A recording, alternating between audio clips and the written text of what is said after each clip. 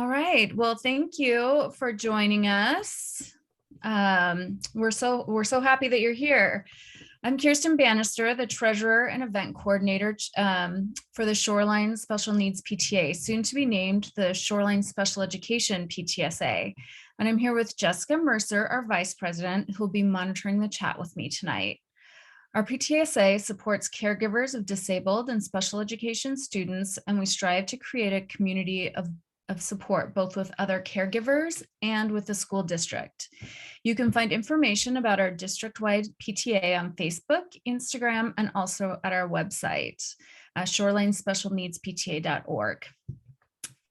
What our panel tonight wants to make sure is that you have your questions answered about how preschool special education is the same and different from kindergarten special education. We're going to be recording our meeting tonight, and we'll upload the video to YouTube so families that need to translate the video in their preferred language are able to. Because of this, for caregivers, we ask that you put your questions in the chat box and that you keep any questions or comments as non-identifying as possible. Please don't use your child's name, age, what school they attend, or what teachers they currently have, and any special or specific diagnoses your child might have. I'm going to have the panel introduce themselves, and I'm going to actually start with parents tonight. So, Britt, would you like to introduce yourself? Hi, excuse me. My name is Britt Gregory, and I have a first grade son. Did you say no schools, Kirsten? Or if we had parents, I would suggest that the parents maybe not do that, okay, but whatever you feel comfortable with. The 7-year-old son. At a local elementary school. With that receives special education services. Yes, he does daily. Okay. Daily Kimberly and Scott, or Kimberly. Hi, Kim Aldinger. So I have 6-year-old kindergarten twins that have different needs and are in different classrooms. Both special, okay. Both have special needs, different needs, and in different classrooms. Okay, perfect. And Tiffany. Hi, my name is Tiffany, and I have a third grader and a kindergartner, and the kindergartner has special needs, but is in a general ed class. Perfect. And then let's go through our administrators. So Hillary, we'll start with you, and then you can pass the baton to the other administrators here. You bet. I'm Hillary Clark. I'm the director of early learning. Glad you're here. Andrew, you want to go next? Sure. Hi, Andrew Lohman. I am the principal of Echo Lake Elementary. That is home of the ILS, or the Intensive Learning Support Self-Contained Program for the district. And I am Michelle Carroll. I'm the principal at Syrie Elementary, which is also the home for the Self-Contained BLS, or Behavior Learning Support Program. Glad to be here tonight. And April? I'm April Strutz. I'm the resource room teacher at Syrie Elementary School. Perfect. Well, let's we'll get started. So for Andrew and Michelle, if you guys could give like an overview of the different special education programs in the Shoreline School District, both self-contained, like the more self-contained classrooms, and then I'll talk to April about resource room. Sure, I'll go. So Echo Lake, as I shared, is the home of the Intensive Learning Support Self-Contained Program. There's 3 self-contained programs in the district, and BLS is one of them at Syrie, ILS is one at Echo Lake. And then we also have the blended program that I think Michelle will talk a little bit about maybe, or we will. The blended program that is located at Highland Terrace and Parkwood, so 2 different schools. The ILS class, our classrooms currently have 2 classrooms. We have a K2 and a 3-5, so multi-grade classrooms that are structured to support students and meet their individual needs, both academically, behaviorally, And then many of our students actually qualify for OT or PT or speech and language supports as well. And that model, sometimes depending on the group of students, is done as a push-in whole class support or lessons. Sometimes it's small groups, sometimes it's pull out individually with students to work on some specific school skills.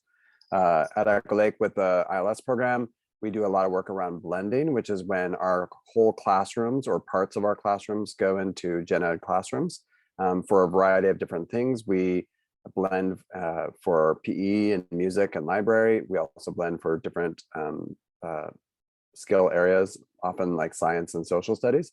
And then we also have students that will mainstream, and that means that they have specific strengths or areas that we are really working on to shore up some skills. And so we'll have students from as low as kindergarten through 5th grade that spend time in gen ed classrooms, either singly or sometimes in small groups, sometimes with para support, and sometimes just using or with the support of the gen ed teacher. Really accessing and providing that inclusive model and really trying to support access to their gen ed peers and gen ed curriculum. And I'll speak to the BLS, or Behavior Learning Support Program. It's a program here at SCI-RE. We have currently 2 classes, and our job really is to work ourselves out of a job. So students that come to us come needing really to learn how to do school, and their behaviors are impeding their learning. And so we spend all day, every day, in and out, working on social skills and giving support via social emotional support and strategies, how to be successful in a classroom. It's a high positive reinforcement classes. So we know that in a gen ed class, it's 5 positives to 1 negative. So we try to double that every day with kids. So something that we work on. And then as our students gain skills and strategies for success, then they start to mainstream into their gen ed classrooms. And so students typically start out with us in a 0 to 39% on their IEP. And then as they gain skills and success, and they feel that love and a connection to school and learning, then they move up in the percentages. And there's 3 categories: 0 to 39, 40 to 79, and then 80 to 100, if I got those right. Yeah, so we really try to work ourselves out of a job, and students that start with us often start really just full-time in the program. Our job is to rebuild those connections and the trust with students, and then build on that. And so as students get older in our program, they do more and more mainstream, with our goal of being full mainstream in middle school, which does happen. But we also have students that join us later in life, or for whatever reason, that is looking at how do we meet their needs when they go to middle school. So kind of a combination of that. Students in our program also get all of the things that Andrew said: OT, PT, I'm trying to think of all the other things, speech, all the supports, whatever they need and is in their IEP. And sometimes those are pushed into the classroom, and sometimes they are pull out. Just depends on what the services is, how many kids need it, the intensity, those types of things. And so that is a little bit about the Behavior Learning Support Program. We have 1 teacher in each classroom and 2 behavior techs, specially trained staff to really understand, first of all, de-escalation, and nothing's personal. So those are our two goals that we are always looking at. How can we de-escalate a situation, and just keeping that monotone right in the middle, not getting into those power struggles, which can be easy to do. I have my own 3 children, so I know this with all kids. So that's a little bit about BLS. And Hillary, I'm going to let you talk about ILS. Is that okay? Or excuse me, blended. Sure, no problem. Thank you. And maybe if Kim wants to help me out, she could too. So the blended programs are at Parkwood, and Jennifer, if you want to help too, you could, but the blended programs are at Parkwood and Highland Terrace. They're for students that need a pretty significant level of support, working more on their independent individual goals. The classrooms are staffed with a special ed teacher and a special ed para, and then there are typically at least 2 to 3, if not more, one-on-ones in those classrooms as well. And it's called blended because they do blending with gen ed classrooms throughout the day and throughout the week. So I know they blend PE, music, library, lunch, recess, and then those 2 schools might do it differently the other times of days that they blend. Kim, do you know Grayson's schedule? No, okay, sorry to put you on the spot there. So I know at Highland Terrace, I think that they blend for circle time, they might blend for free choice, but they blend with a certain class so they can form those relationships. So Hillary, I just want to make, I'm not sure if it's also because just starting after COVID. So Scott was able to go into the classroom last week. But until a few weeks ago, it wasn't even an option to go into the week. So then it's written on a piece of paper somewhere, but it doesn't have much. It's hard to have as much meaning when we can't actually, we haven't had the opportunity to actually see it yet. I'm glad you guys got to go there. Thank you. Great, thank you so much. April, what is resource room like? What is which is different than the self-contained classrooms? Yes. So resource room would be, we've got one resource room teacher. Most of the time, students are pulled out into the resource room to receive their services. Sometimes we do some of the push-in, but I and all the resource room teachers span K-5. So we work on all of the academic skills that the students need. So reading, writing, math. They could, students, if they have adaptive skills or social skills, we work on those typically in small groups. And again, sometimes if we can push into a classroom and that's what would help the student meet their needs. But more often than not, students will come to us and we'll work in small groups and helping them meet their goals and really work towards that general education curriculum. So most of the students in resource room, some students, if they have speech needs, they go and they see the SLP during a time, but they spend most of their day in the general education classroom, working towards accessing the general education curriculum with whatever accommodations that we need. One of the questions that we got specifically for resource room was in regards to how many different grades are in your classroom at the same time? And how do you manage that? That's a great question. So we've got one resource room teacher, and then every resource room also is staffed with a paraeducator. So everyone builds their schedule at the beginning of the year. And every year the schedule is built differently depending on what time lunch is, if you have any split classes in your building, that type of thing. Most of the time, the students that are in my classroom are within a grade of each other. So I may have third and fourth graders who are working towards the same reading goal, and it works that I can pair the two of them together. Really, since I do see K through 5, there's a possibility that the older kids are in there with the younger kids. Really try not to, unless I'm pairing them purposefully. So usually there's a couple groups going on, and sometimes the resource room is also just kind of a safe place for other kids to come. So I could be working on having a reading group, and my para could be doing a reading group. So right now that's in my schedule. She has a group of second and third graders, and I have a group of second and third graders. So we didn't put all the second graders together and all the third graders together. We grouped them by what they needed because that was going to meet their needs the most. And then occasionally the kindergartner will need to come in for a break. And so there's a space that the students can do that.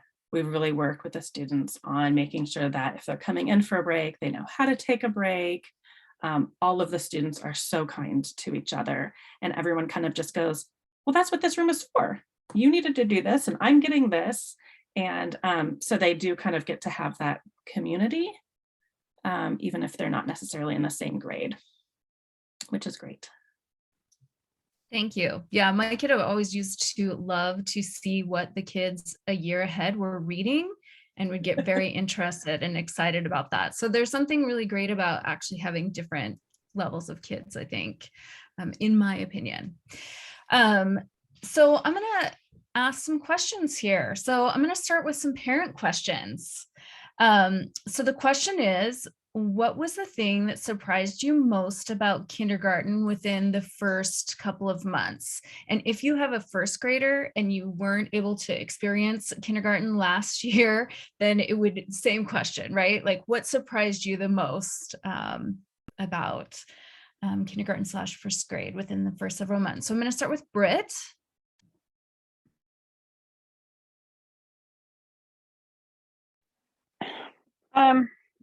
I would say that, so my child's in first grade, and so our kindergarten year was not typical because we stayed remote all year. I would say what surprised me the most about this being our first year inside the physical building was how quickly he acclimated to the building, and how well everybody in the building worked really quickly to make him and really everybody feel comfortable in a new environment. And there was more flexibility in the IEP than I assumed. So which is to say that his classroom teacher and his special ed teacher are both kind of wizards and at accommodations, and both have just been accommodating him as they've needed to as the year has gone on, without major things needing to happen. And those have both been really good, pleasant surprises. Awesome. Tiffany, what surprised you within the first couple months and of going to school? My kids were in a little unique situation, and so they ended up transferring back into the school district and starting at their schools right before the holiday break, which was sort of like a nice introduction, low pressure time. And I think the biggest thing that surprised me is kind of similar to Britt, but maybe from the opposite end. I was really worried about how other people would receive my child. And I think that between the teachers and the staff and the other students, I think I was just really blown away at how accepting and kind of loving everybody was, and just wanting to welcome her and make her feel like she belonged. I love that. Kimberly and Scott, what surprised you about kindergarten? I'm going to say one thing that was expected, but it's sort of, you get a lot of attention when you're in preschool, and you have a lot less communication unless you specifically ask for it. So even though we're told that is sort of true. So just to remember that. But we have one child in the blended program in kindergarten and one in gen ed with a one-on-one, and both of their one-on-ones, as soon as we met them, we're like, oh my God, they're amazing. And so I really want to echo what Tiffany and Britt said about the sort of welcomeness, and like we felt like they were safe, and they came home from that, those first 2 days where they attended school was a little rough at pickup. They were acclimating to a new space and new people and the whole thing, but I don't think it took more than a couple of days for them to be happy at pickup. So it was a really short transition. I love it. So I'm going to say, Kimberly, don't unmute quite yet. So tell me about, so energy level, right? When kindergartners start school, tell me about energy level for the first month of school. What was that like?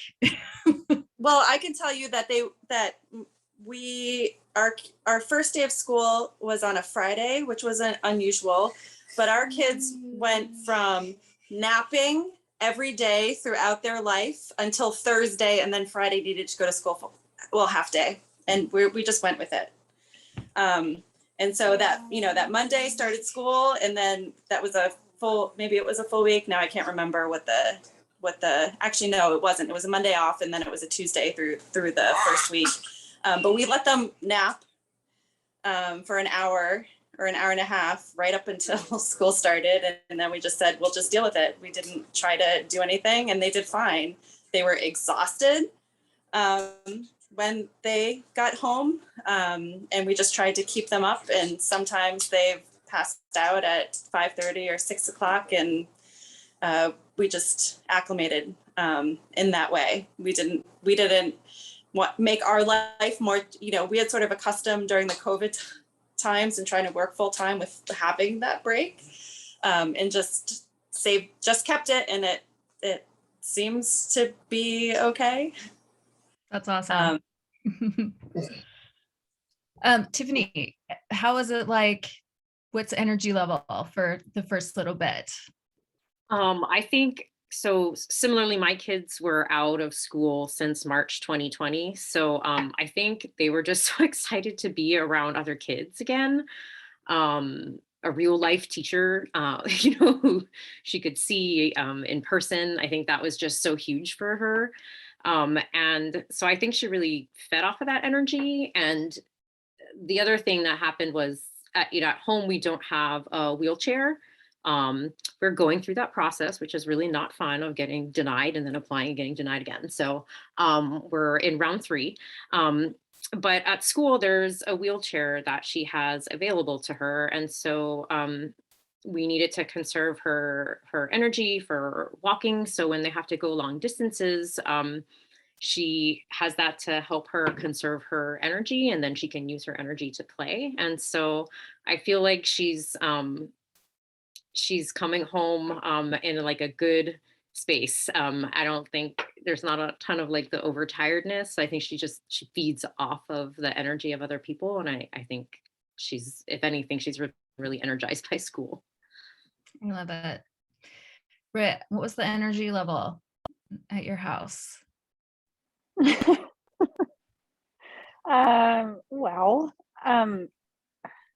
So kindergarten last year actually was quite a bit more exhausting than I thought that it would be, even though it was over Zoom.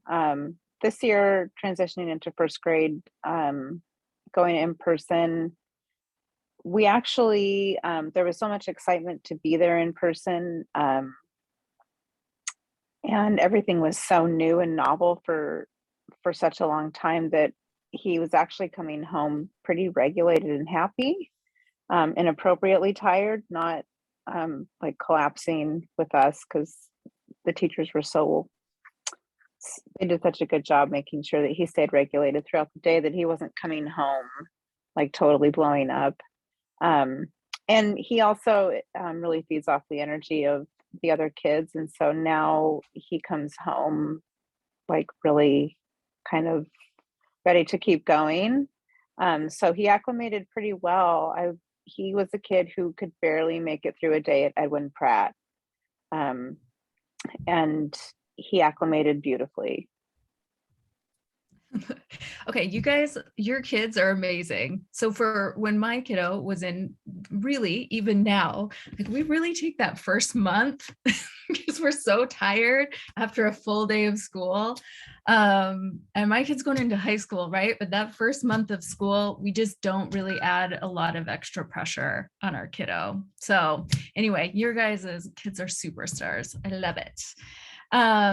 Okay, so I'm going to ask Andrew, what's recess like for kindergartners? It's busy. Kindergarten at Echo Lake, we have recess twice a day. We have a recess, a longer recess that accompanies lunch. So it's a larger block of time away from the academics. And then we, depending on the schedule of the year, we either have a morning short recess or an afternoon short recess. And what that looks like, oftentimes we try, depending on what we can do, is we, like this year, we have a kindergarten only PM recess, which is really great because it provides our kindergartners a time when they are the big kids. And what we know is that all kids, all of our kindergartners often need some support, just learning how to play in a really big group, and sharing recess toys, and just learning the management of the different playground structures and the different playground rules. So we spend a lot of time in September really focusing on that. The teachers bring students up and intentionally teach them areas of the playground through the first week of school, the transitions, how do we get to recess, how do we get from recess. And then at Echo Lake, we often have like a kindergarten first grade recess. And so that's what our lunch recess is like. And that just is really roughly the same, but there's more students. And so it's really neat for the kindergartners to then be able to, sometimes it's older siblings or older kids that they see around the school. And we have kindergartners that play with first graders and vice versa.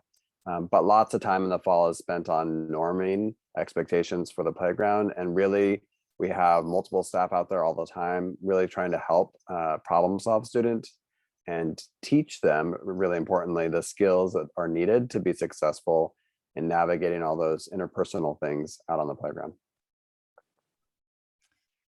Michelle, what is lunch like for kindergartners? Total chaos. No, just kidding. Lunch is great.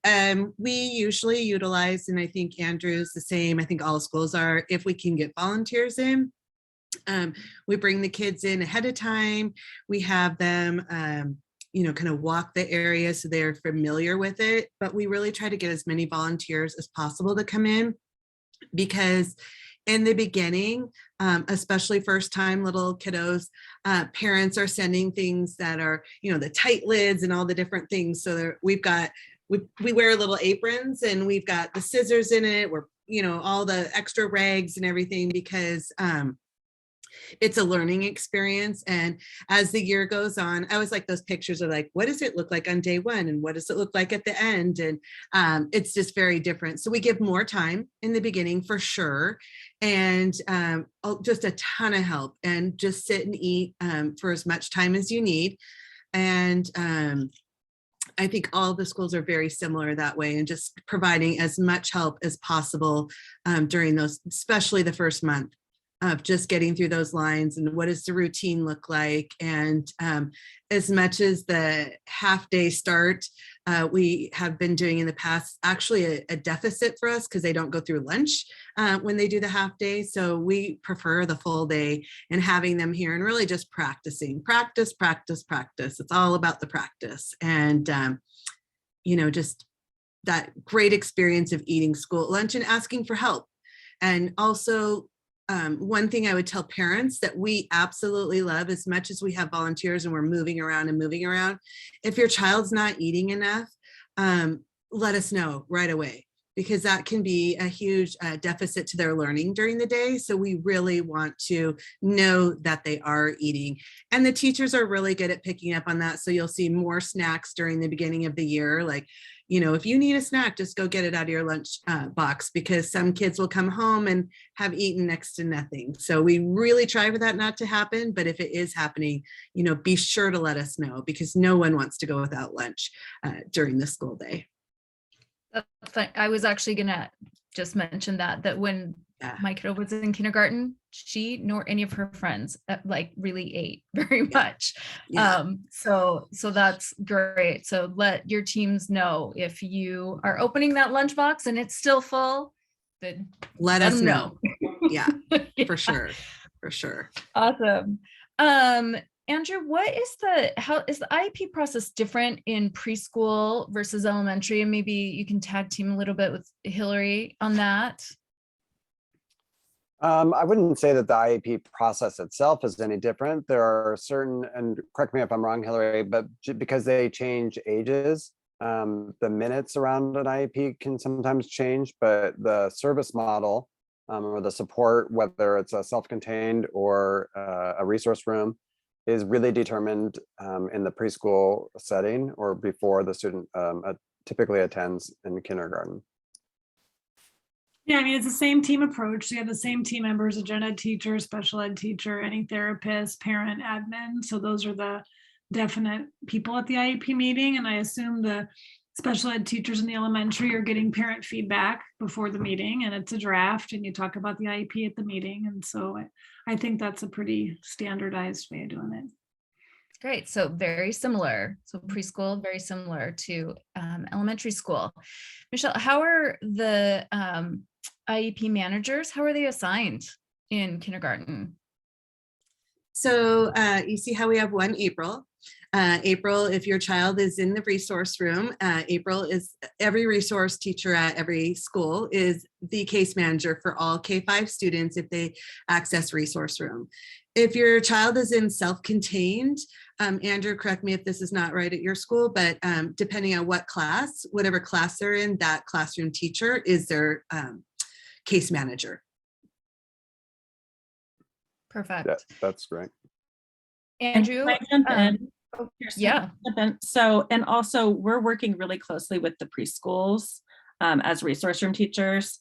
Like every transition, we really work together. So we, as resource room teachers, will go to the IEP meetings if we can, make sure that we're meeting. The preschool teachers are reaching out to us, this is what this student needs, and kind of making sure so that the last few years that we've been doing that more and more systematically has really been helpful, I think, and making sure that I'm understanding the needs of the students as they're coming in, and I can start thinking about that, because every year we are rebuilding our schedules, and it's all based on student need and what's happening in the building. So to get any of that information up front and kind of meet people now has been really great. So as we start to have those transition meetings, we are a part of those, which I think is really helpful. And just as a heads up, that happens when your kids go from elementary to middle school and also middle school to high school. So that is kind of an integral part of that process, the transition process. So April, here's a question for you. If you feel like something needs to change in a student's IEP, can a parent call a meeting, or how do they ask for more help or less help? Yeah, the IEP case manager is your advocate. So contact us, let us know, and we're willing to, let you know how things are going. I think I heard someone say there's a little bit less communication. And that's typically because I just have more students on my caseload. I've got anywhere from, I think I started the year with 25 and I'm at 32 right now, students, and spanning all of the different academic areas. So, kind of the whole philosophy of if you see something, say something, let us know. We're really here to be your advocate and to partner with you. So if you're seeing something and you're unsure about it, we can give clarification. If you're thinking that the student needs more or less support, you can definitely, it's part of your right as the parents to call an IEP meeting. And we're happy to discuss that and bring on any other team members. Great, thank you. Andrew, how are services provided to a child that might need extra help in the gen ed setting, like OT, PT, speech? I see that we have Jennifer Broadstone here, who's a PT. So how does that work if you're in gen ed? Well, Jennifer, you want to take a question, and then I can share with the rest? Yeah. I can certainly speak to the PT's perspective, and it's really fun to see so many familiar faces here. So moving from preschool to elementary, it gets a little more challenging to sort of schedule OT, PT, and speech kind of things that are part of a classroom setting.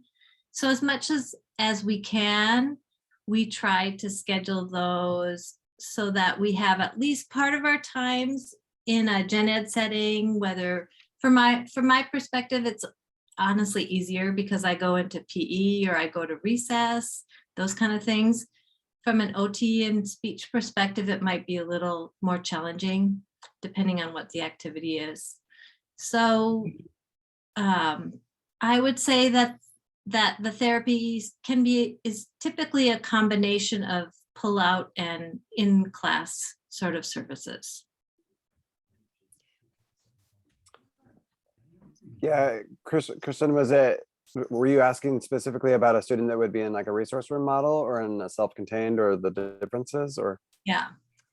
Well, if you could technically be receiving, well, yeah, if you're like in a gen ed setting, right? Okay. Like how, let's say if they have speech Yeah, in their If you're in a gen ed setting, I would think that the speech therapy services are typically pull out, and occupational therapy might be a combination of pull out and maybe working with the resource room teacher. Yeah, I mean, I would agree with what Jennifer's just shared. A student that has speech will often get kind of a mix of support. Sometimes our speech therapist will do like an individual lesson and then a small group lesson. So if there are students with the same, if it's an RTIC, so students with the same needs, and then similarly, Jennifer is actually our PT at Echo Lake. Yeah. And so from what she has shared is, and then OT is similar thing. The teacher or the OT will often come into the gen ed classroom to kind of observe and then really work with both the resource room teacher and the gen ed teacher, depending on what the areas of need are around. Often with our youngest students, it's around pencil grip and the different ways that the gen ed teacher then can implement some of the interventions so that it's happening more consistently over time versus just the minutes that the OT is supporting. Perfect. Thank you. I just have a couple more questions for you guys. So classrooms, how many students are in a typical gen ed classroom or self-contained classroom? And April already talked about resource room. So how many actual students? So in K1, 2, and 3, we target for 20 students. Sometimes we do overload those classes to 21 or 22. Very rarely do we go above that, but the goal is to shoot for 20.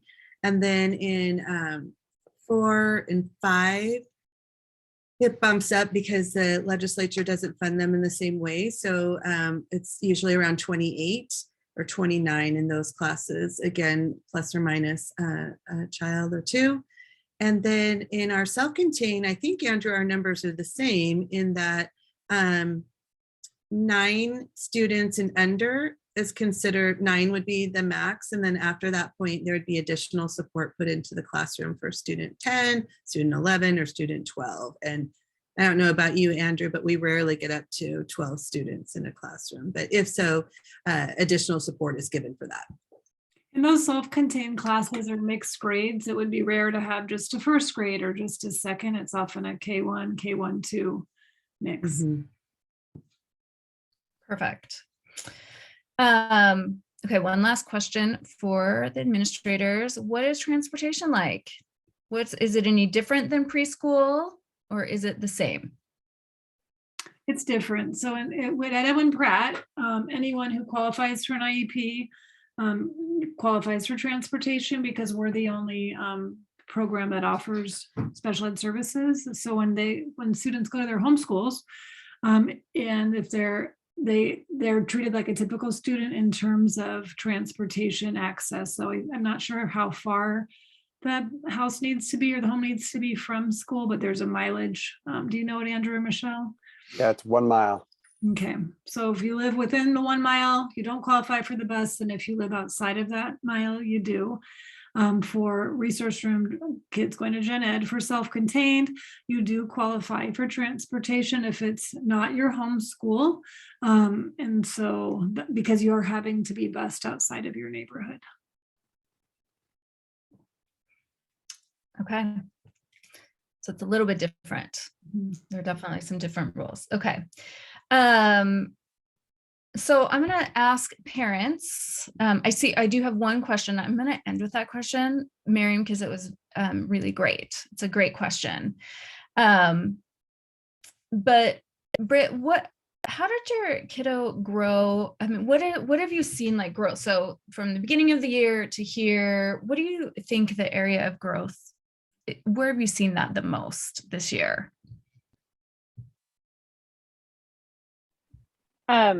I would say learning how to be and become a responsible community member, because that's just a giant focus at our school. I'm sure it is at most elementary schools in the district, but I mean, he feels that, and his entire classroom feels it. So I'm honestly just really struck by the sense of community and how big of a part he feels of that, and how he's starting to see his future within the school sort of pan out as potentially a leader or an older kid. Awesome. Tiffany, what have you seen any big changes? Maybe not so much in personality, but I was really impressed with so when she was doing a virtual program, the way reading is taught is really different. And so in her virtual program, it was still very much based on sight words. And I was actually really excited to find out that her kindergarten teacher in Shoreline would be using different techniques and focusing more on sound, and which I thought would work really well for her because she has a hard time hearing, but as well as kind of pronouncing things. And so not to the level that she needs speech therapy, but enough that like it helps to have that extra reinforcement of the sound. And I think I've been most blown away that the girl is actually learning to read and is like excited about it, because trying to homeschool her pre-kindergarten was like a disaster. So. You are not alone in that, Tiffany, in feeling that. Kimberly, any big changes in your kiddos this year? I don't know. Are you making big changes? I mean, the skills are coming and the growth is happening, and the reading and the writing and math and sort of. Do you feel like your kiddo's in a different place? Is your kiddo in a different place today than they were when they stepped in that building first day of kindergarten? Yeah, but they should be, right? I mean, yeah, for sure. Yeah. So there's clearly learning and growth happening, and that's fantastic. But that's what I expect should be happening. Yes, kindergarten is magical. Yeah, and there's some, there's some routines that are put in place in school that, my daughter is trying to sort of instill at home, or at recess we do this, or at lunchtime we do this. And those sorts of things. And so I think that helps to try to reinforce some of those things. I also want to mention about the lunch comment. I've always sent the same like type of lunch format or whatever. In the first couple of days, or maybe the first week, it was clear that there was less consumed. And I just kept it consistent. And so for my child, it just got consumed more quickly, or whatever happened during lunchtime. So I think if in those early days lunch isn't consumed, keep, like Michelle said, keep an eye on it, but don't be surprised, and it might work itself out. Yes. Awesome. So one last question for parents, and let's just mix it up. Let's start with Tiffany. Tiffany, if you could give preschool parents one piece of advice about kindergarten, what would it be? I really don't, I need to follow my own advice. But I think I would say to try to get to know the other parents and try to form some kind of community. And I'm thankful that another parent had reached out to me, and at least to form sort of a special education caregivers group. And so I think finding your people, or those other communities and other groups at your school that where you can find support. And I think, I don't know, that would probably be my advice. I need to take it better. Awesome. Britt, what do you think?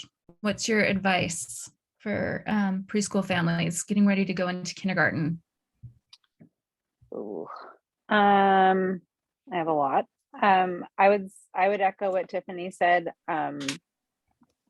Your kid will find community within the school, but you will not as their caregiver, and you have to work kind of hard to find that. So I would also say, even though the communication isn't as frequent in kindergarten as it is in preschool, you can still be your child's best advocate. And resource room teachers have never disliked a parent, I don't think, who is actively wanting to take a role or interest in their child's education. And this might be like a giantly privileged thing for me to say, because we've had a decent experience so far, but I would say, like, don't worry as much. Maybe I was freaked out before kindergarten, like over the top, and it just was not nearly as bad as I thought it was going to be. None of it. These resource room teachers know what they're doing. The principals, the teachers, like, this is their bread and butter. They know how to welcome kids with unique needs, and they'll do a really good job with your kid, probably. Thank you. Kimberly, do you have any advice that you would give incoming kindergarten families? Yeah, I think that if on some of the communication, we don't talk as we talk to each of the child's one-on-one aides routinely, because we drive the kids to school and we drop them off, and dropping off the special ed kids is in a different physical space. And then the aides come directly out and meet you at your car and help get them to school. And so we talk to their one-on-ones at least once a day by dropping them off. And then sometimes somebody else will pick them up. And so we don't always have that feedback. But we also do email and share notes. And then for the gen ed class, there was, even though outside people were not allowed into the school when we started because of the COVID protocols, there was a parent, a parent assigned, or as part of one of the parents of one of the children put together a list of emails and sent that around for people to connect. And then actually during the first week of teacher conferences or whatever, arranged afternoon playgrounds at different areas around town where if you were available, you could meet up. So that was sort of the way that we were able to sort of meet and engage with parents of, the people, my daughter comes home and says everybody's name, and I have no idea who any of these people are, what they look like, what the relationship is. And so that was nice to be able to do that. But my son has very different needs, and some needs which some medical needs, which I was sort of concerned about how is the school going to deal with this. He vomits occasionally, and it's COVID, and some of these things are like no big deal.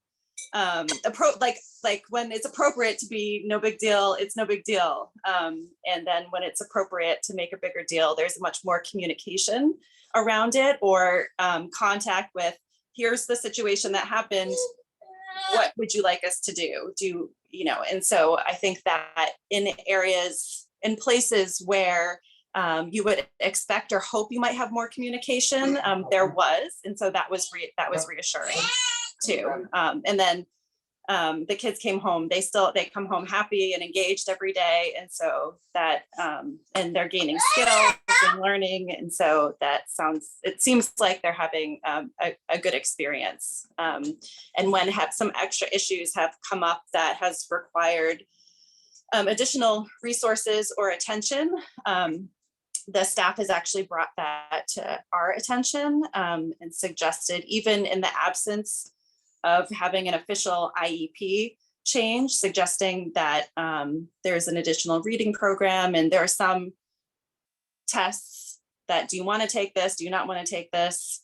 And sort of having that dialogue about things. So even though I said there's not as much communication, there's not no communication, and there's opportunities for communication, and to just take advantage of those.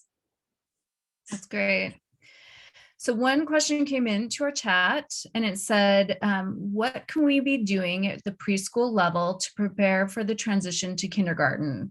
So I'm just gonna throw this out to whoever wants to answer this. My personal opinion would be to schedule a tour with your school before school starts, and to be in contact before school starts. So that's what I would say. Michelle, what would you say? Yeah, I would say the same. If you're worried, let us know. Some kids are fine just coming, at the orientation right before school starts, but some we have come and visit, walk around the building, start to get to know where the bathroom is. Like, we want it to be as natural for them as possible. The other thing I would say is, if possible, learning to put their coat on, if that's developmentally appropriate for them at that time. And then I also would say being able to change their shoes. They don't have to tie them, but we go out to recess, rain or shine. So we ask for extra socks in backpacks, and just having some boots that they can wear. And so being able to just take their coat on and off and change shoes is a huge help. It's not a deal breaker. I have changed many a coats and many a shoes. Kindergarten's right by my office, so I actually really enjoy it. But, and then just one-step directions. Right now, I'd like you to get your coat on and meet me at the door. That's 2. Right now, I'd like you to get your coat on.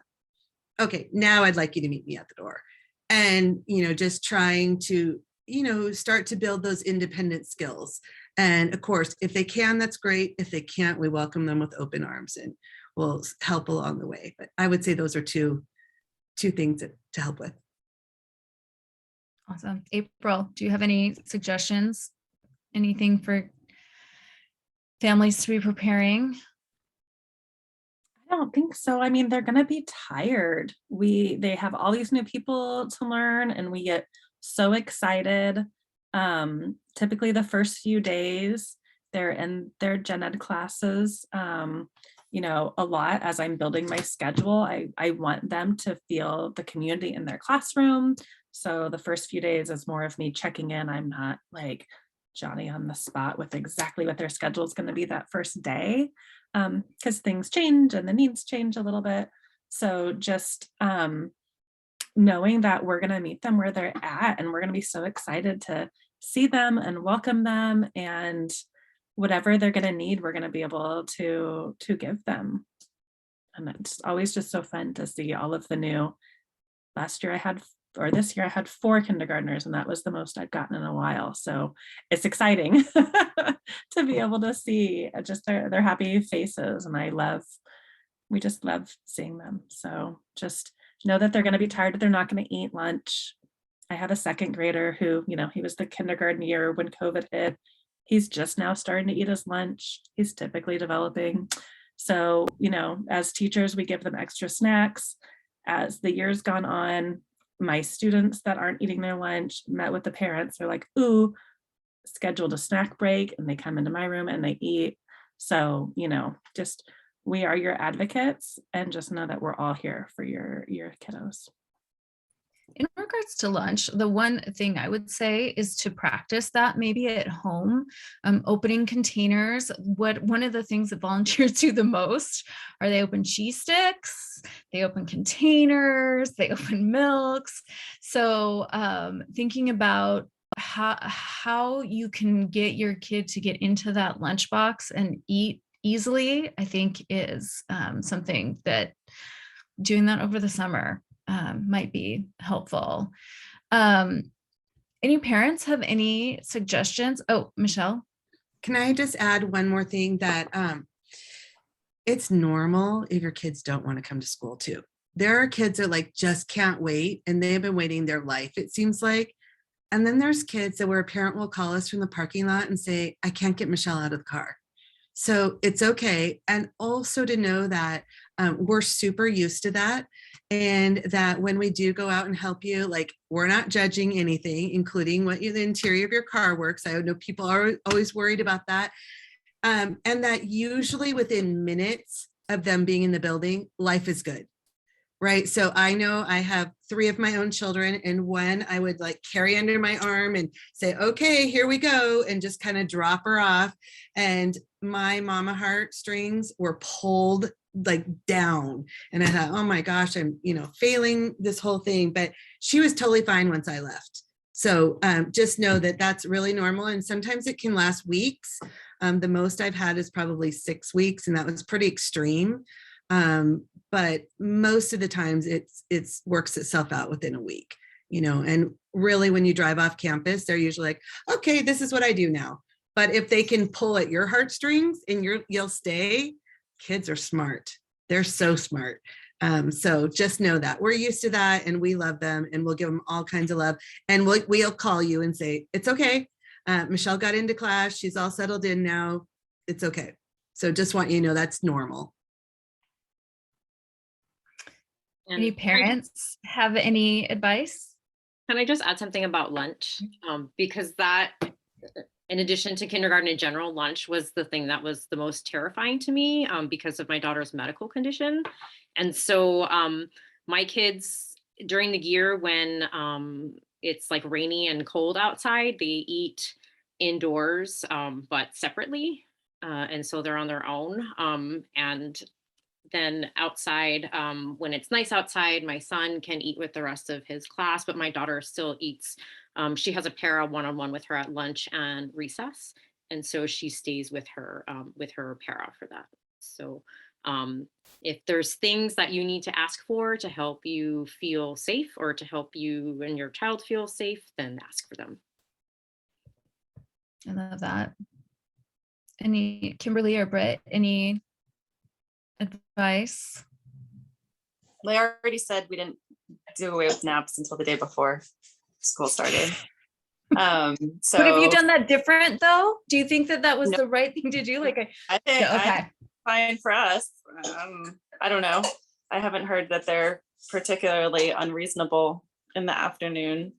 And they don't come home from school now and pass out and go to sleep, but they went to sleep very easily those first couple of weeks, or trying to keep them up. And then we did practice opening the lunchbox, opening and closing the lunchbox. It was the one thing. And my daughter will even mention that some of the kids in her class sometimes will help her open some of the containers that she needs help with. But those sorts of things that we did practice.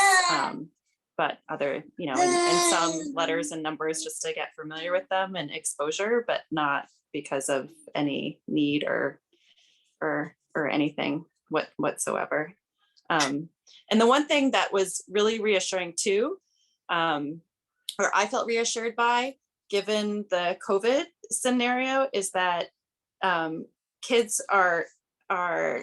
have a much wider span of what this is my impression, is that the background that they come into kindergarten with varies much more dramatically now than it might have before COVID, because some kids have exposure to other kids, some don't. Some kids have exposure to preschool, some don't. And so there's much more variety. And so I get the impression that there's much more attention to all children in the kindergarten phase in general, in order to sort of facilitate that and get them in the same place. So I felt more reassured during this unusual time about sending my children to kindergarten versus, you know, there might have not have been as wide of a discrepancy, which I'm sure is much more challenging to all of the school staff and the needs that they need to accommodate. But that it means that, you know, there's going to be a lot of variety that sort of helps, you know, rising tides bring up all boats. So to try to get to that space. Thank you. Andrew, any last advice for families? I think we've heard all the good stuff already.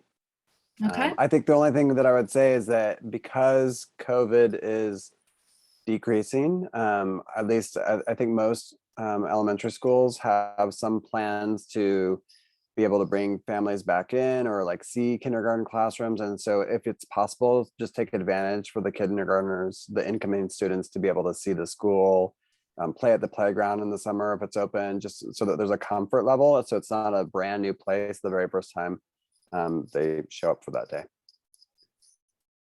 Yes, absolutely. Well, I don't see any other questions in the chat except for a call to bring back naps for everyone. I love it. All right. Well, thank you so much to our panel. Thank you, Hillary, for everything that you're doing for your preschool families, and April and Michelle and Andrew for taking such good care of all of our kindergartners, and for our parents, for Britt and Tiffany and Kimberly and Scott. Thank you so much for your perspective. I really, really appreciate it. And Jennifer, thanks for, you didn't know you were going to be on the panel, and here you are. All right. Thank you so much.